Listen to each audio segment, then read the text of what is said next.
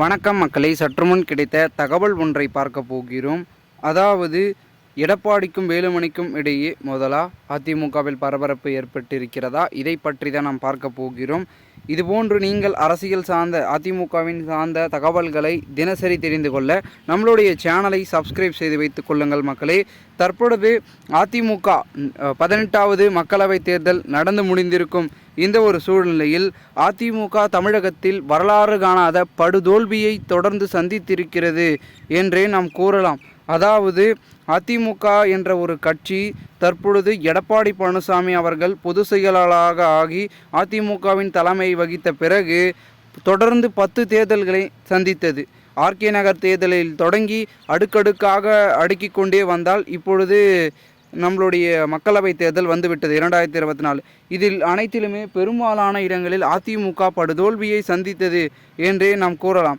இந்த ஒரு சமயத்தில் அதிமுகவில் இருக்கக்கூடிய மூத்த தலைவர்கள், முக்கிய புள்ளிகள் என பல நிர்வாகிகள் அனைவரும் ஒரு முன்னெடுப்பை எடுக்கிறார்கள் என்றே நாம் கூறலாம். அப்படி என்ன முன்னெடுப்பு என்றால், தற்பொழுது அதிமுகவில் தலைமையின் முடிவுகள் எதுவுமே சரியில்லை, அது மிகவும் ஒரு மோசமான நிலையை தள்ளப்பட்டு இருக்கிறது கட்சியை.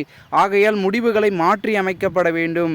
முடிவுகளை சிறப்பாக அங்கு இருக்கக்கூடிய யாரை வேட்பாளரை நிறுத்தினால் எப்படி வெற்றி பெற முடியும், யாருடன் கூட்டணி வைத்தால் எப்படி கட்சி சிறப்பாக செல்லும் என்று பல நிலைப்பாடுகளை மாற்றி அமைத்தால் மட்டுமே கட்சி சிறப்பாக இருக்கும் என்ற ஒரு முன்னெடுப்பை முக்கிய புள்ளிகள் வைக்கிறார்கள்.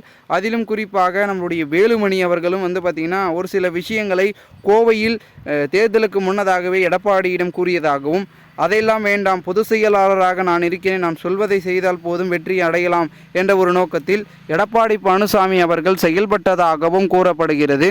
ஆகையால் தற்சமயம் வரைக்கும் எடப்பாடி பழனிசாமியின் செயல்பாட்டால் தற்பொழுது தீவிரமாக களமிறக்கப்பட்டது தான் இந்த ஒரு கோவையின் நம்மளுடைய தேர்தல் கட்டமைப்பு.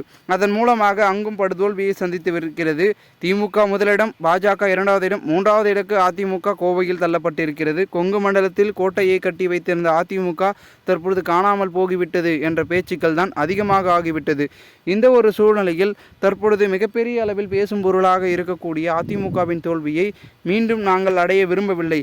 ஆகையால் அதிமுகவில் பல திருப்பங்களையும் பல செயல்பாட்டுகளை மாற்றி அமைக்கப்பட வேண்டும் என்று கூறுகிறார்கள்.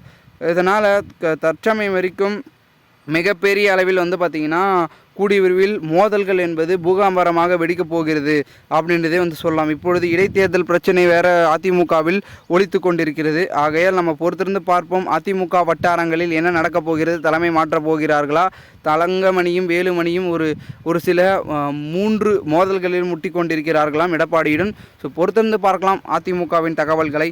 மேலும் இந்த ஒரு தகவலை குறித்த பொதுமக்கள் உங்களுடைய கருத்துக்களை கமெண்ட் மூலமாக தெரிவிங்கள். இதுபோன்று நீங்கள் அரசியல் சார்ந்த நிகழ்வுகளாம் தினசரி தெரிந்து கொள்ள நம்மளுடைய தமிழகத்தின் அரசியல் எனும் யூடியூப் சேனலை சப்ஸ்கிரைப் செய்து வைத்துக் கொள்ளுங்கள். நன்றி, வணக்கம்.